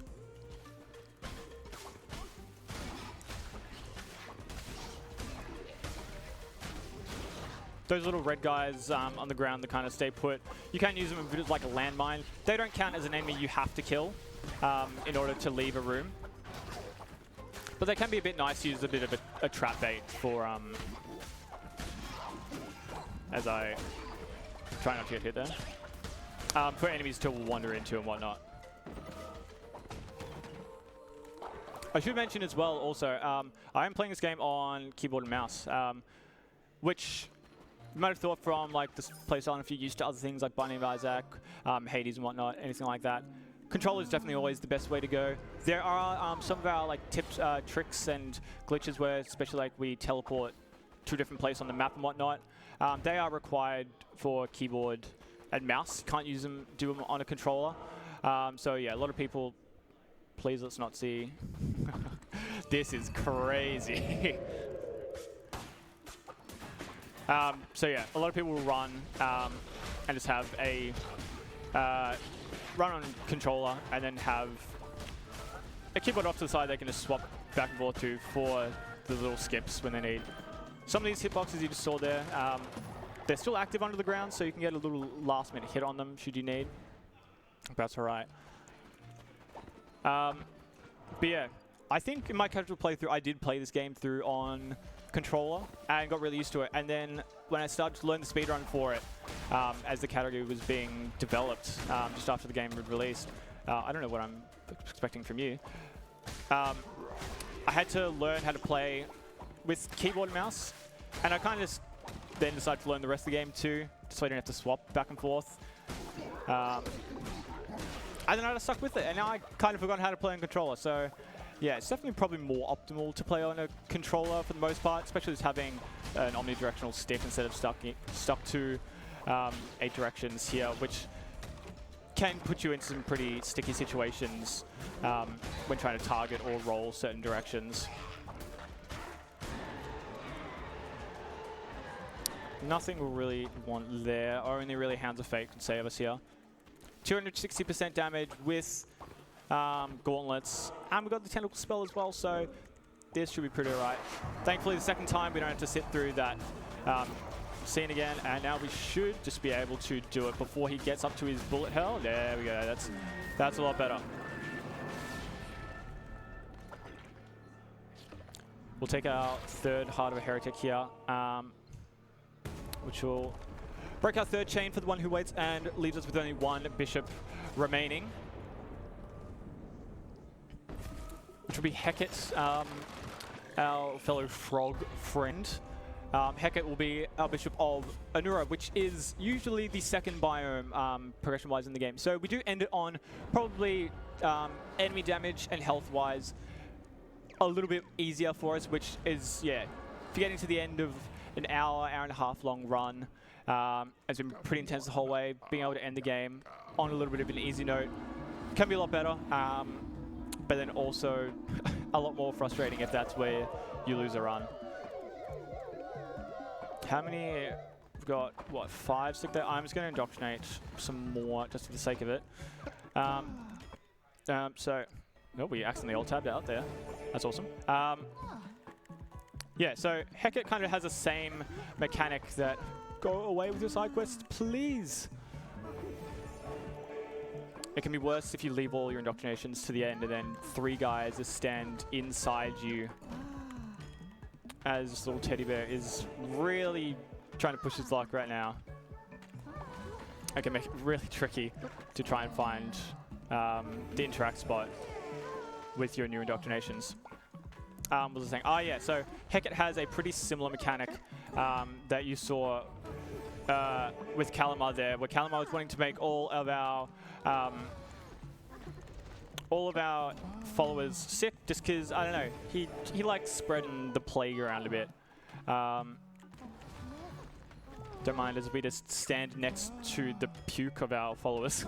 That's fine, someone will clean it up, I reckon. This is also just another good chance for us to see how many followers we actually have if you lose count, especially when you've died a lot and have to re-go through places. Can be a bit tricky to stay on top of it, so I think we have enough anyway, so this means we can skip every follower we need. Can I accept? Thank you. Yeah, which will make our options, we have 20 exactly, which is nice. We are going to be getting 3 more. Every mini-boss you kill is always a follower. So yeah, we'll have 3 extras. We don't have to indoctrinate them though, but it means we can skip any follower nodes on our maps here, should we need. So this is Anura. It's a little bit of like a marsh, swampland, foresty kind of vibe. It's a lot of frogs, skeletons around. We'll take a little tarot card just right in our path, why not? Double healing, it'll pair well with double damage we take, but ideally we don't want to take any damage. But of course, I've proven that to be true already this run. Again, don't know what I'm looking for coming out of that chest.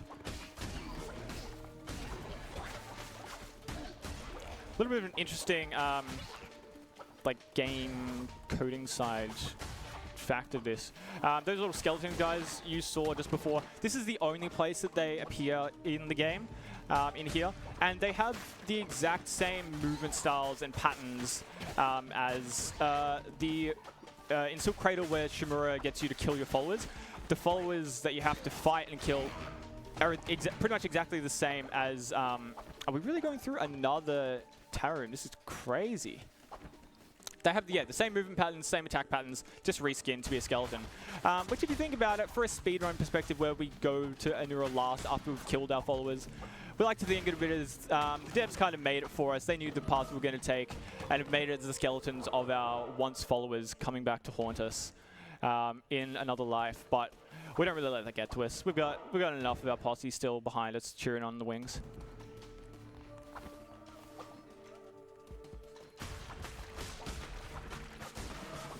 So we have the sword for this. This is, Anura is the best place for the sword, given it's got decent, it's got a good mix of damage and speed without the detriments of the dagger's 5th really slow hit.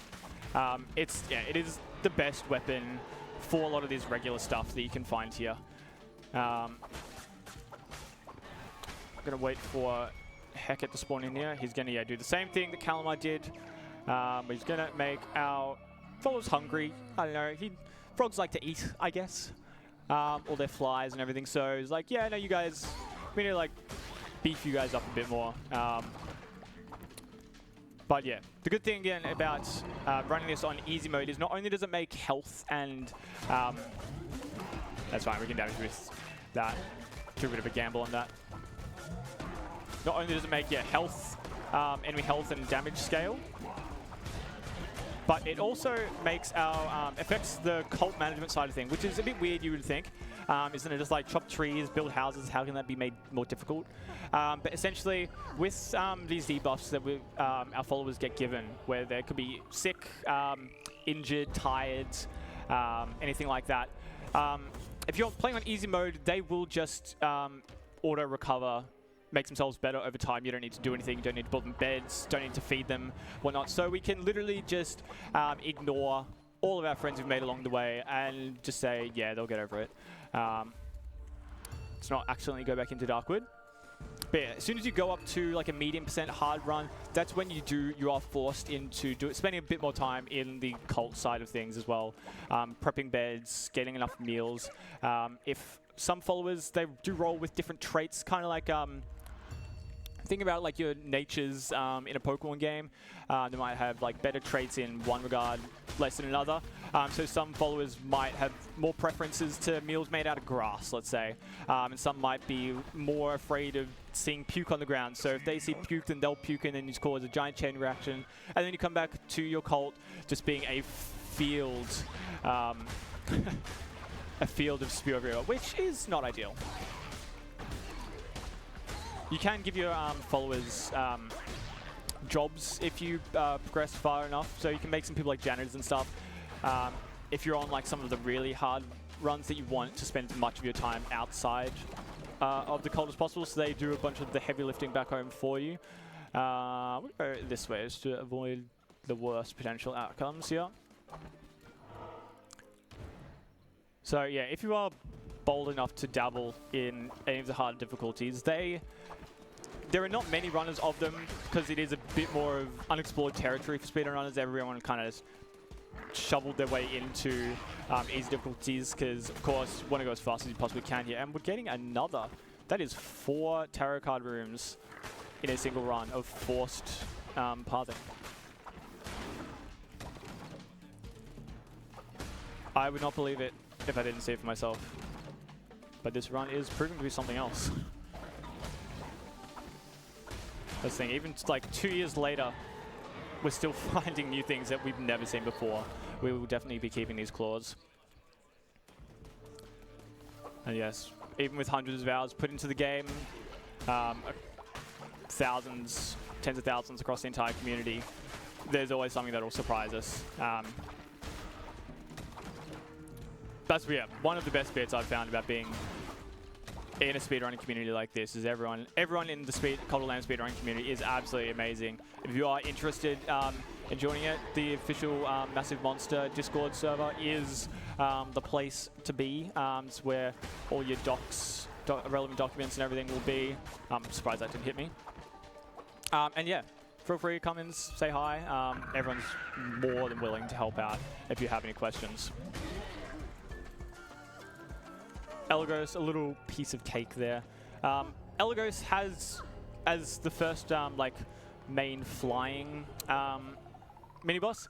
In down-patch versions like this, another soft lock that can happen is if you like if you hit him when he's in a certain phase of an attack where he's like flying across the map, it can boost him like past the out of bounds area, so then he gets stuck out of bounds. And then if he decides to just really not like you, thinking, I don't know, lambs have cooties or something, he'll just keep flying further away, making it impossible for you to beat that mini-boss and leave. So again, another one of the lovely soft locks we've discovered over many attempts of this game. Anura is the only place where I will be somewhat okay having a dagger. Just with the relatively lower HP pools of a lot of enemies here, you can kill a lot of guys pretty quickly without having to make it too reliant on using that last hit of that attack pattern combo that we were talking about before. These little X's on the ground are going to be spots where if we just run through them, some rocks are going to come falling on our heads a bit later on.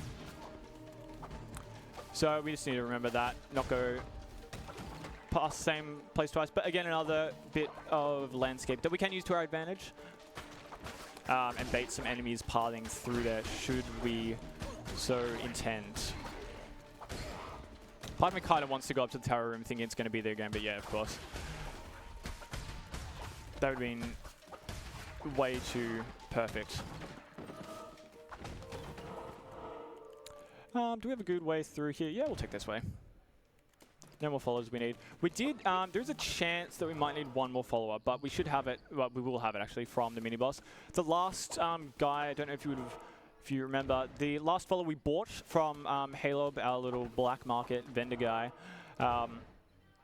he sold us for free this follower that was looking a bit baggy-eyed, and came in a different attire to the rest of the guys, usually in their little like red robes. This guy's in a white robe. That means he's an old follower. So he's retired essentially, won't take part of the workforce of our cults. And essentially he's just there to like, I don't know, chill out, hang around for a bit for his last few days. He will die eventually, which means he's no longer one of our followers. So you need to time them well enough that you don't know how long each follower is going to be different of how long it'll take for them to die in their lifespan. There are ways you can make people live longer. You can resurrect people as well if you go further down your temple level up system. Obviously, we don't do that in these speedruns, but for 100% and whatnot, where you do need to build up a lot more numbers of followers for the post-game stuff, yeah, it's pretty important to make sure you're able to keep people alive.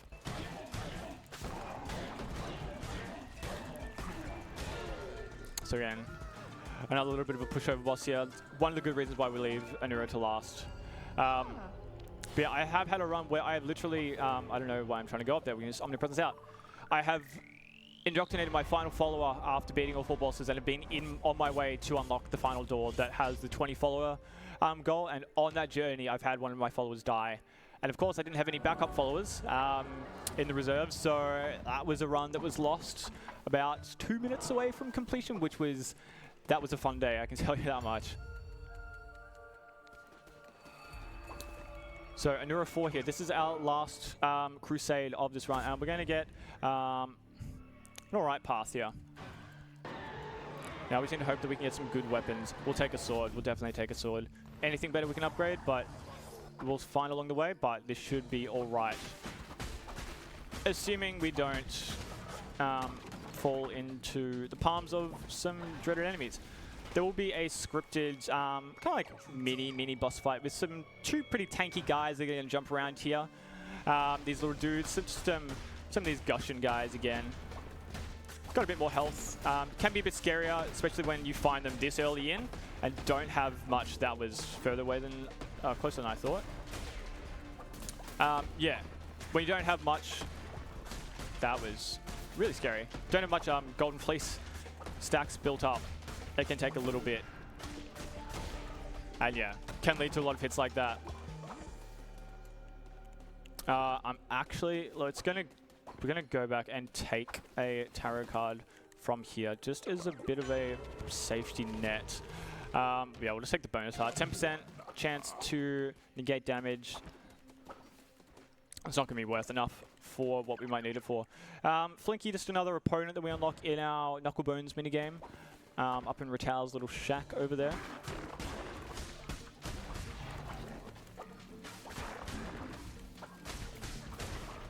That's right, and we're hoping for a heart here, of course. We don't get it. Again, asking you shall not receive. There we go. Not ask and you shall also not receive. Okay, I give up on these hearts. Ooh, yeah, we'll take this path. We'll play it safe. We're going through another combat node, but that's alright. Means we've got a bit more of a chance to build up some more stacks, especially for our Hecate boss fight coming up.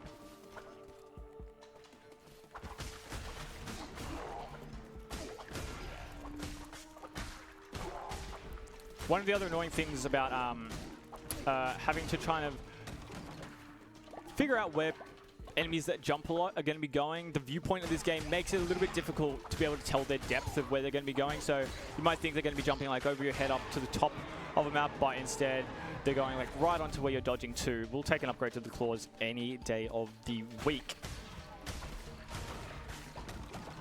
I won't take another one. It's not going to be worth it enough. We've got 2 hearts. That should be all right.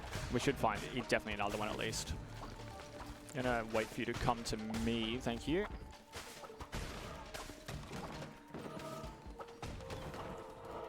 Don't think there was anything coming out of there.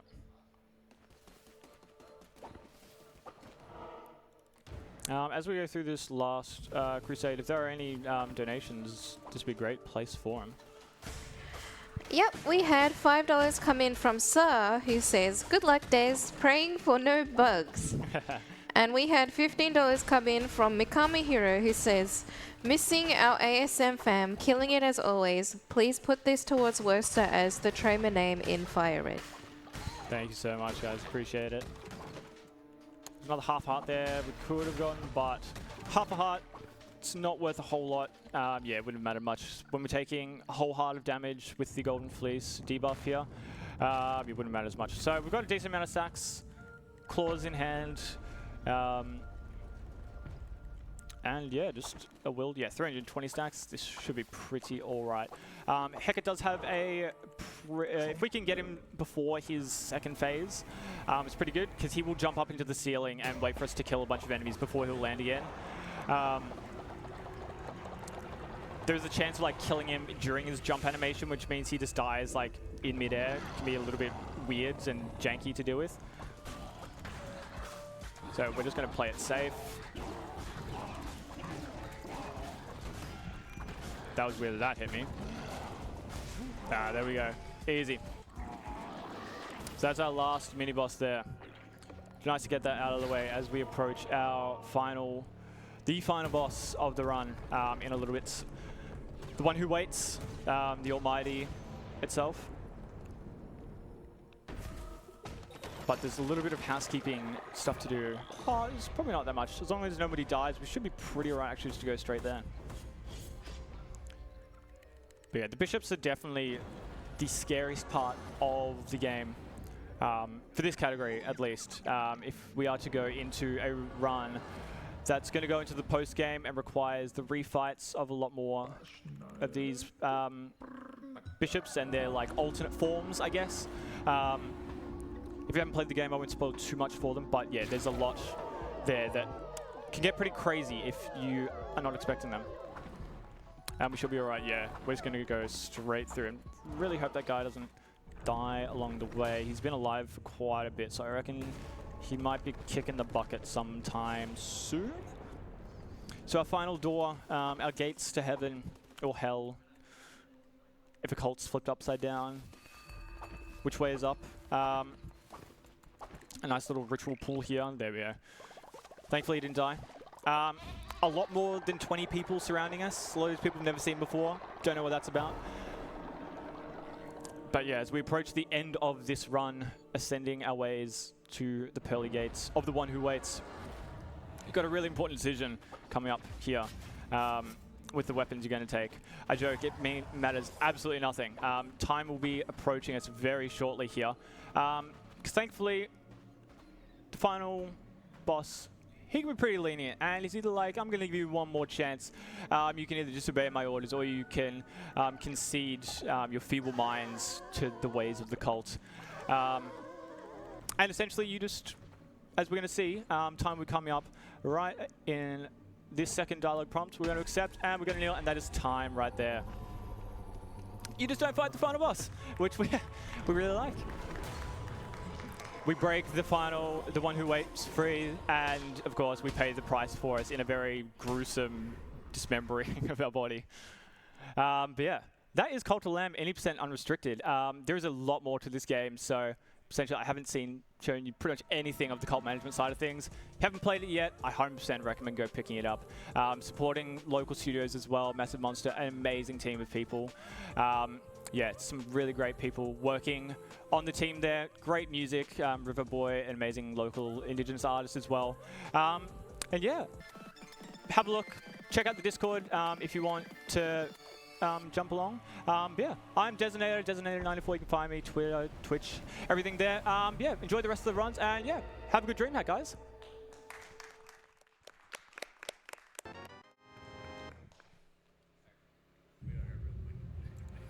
Thank you for that amazing run, Dezinator94.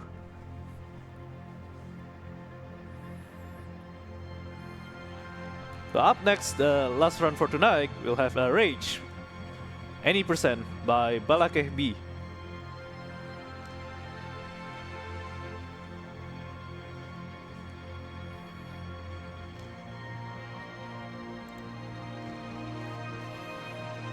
So for anyone who's just tuning in, welcome to AusSpeedruns at DreamHack 2024. So we are AusSpeedruns. We do speedrun events to raise money for charity, and we are raising money for Gaming Cancer, a charity which funds early cancer researchers who are working across all areas of cancer research. And if you'd like to donate, you could click the donation link on the Twitch bio, or go to donate.ausspeedruns.com.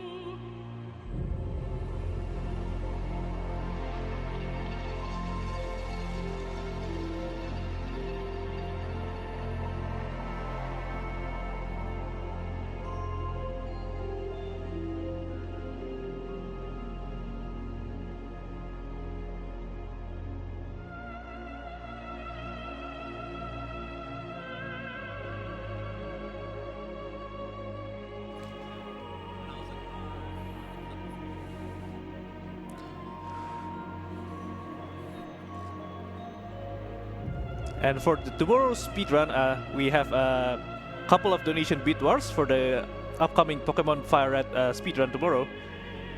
We have the boy versus girl bid war, where at the moment the girl character is ahead by $5.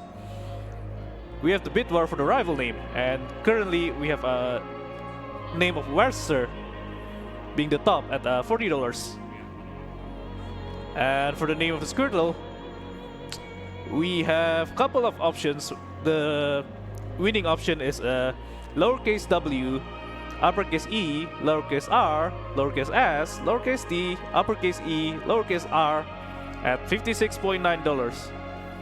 And close to it is we have you have the name D's, which is spelled Delta Echo Echo Zulu at $52. So anyone who want to see the name D's winning, you just need to donate $5. Just $5, and you'll be beating Werster by $0.1. And the third name is Roshi at $28.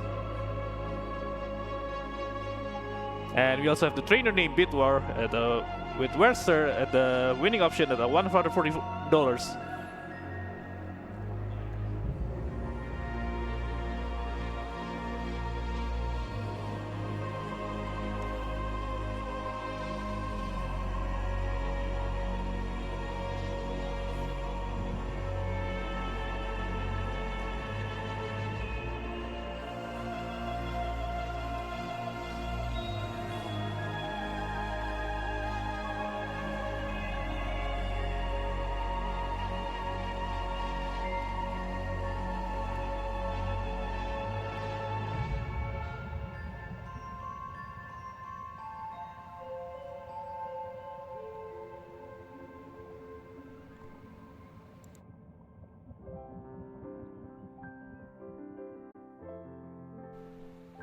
Okay, so starting soon is the Rage Any% Speedrun by Balakehbi.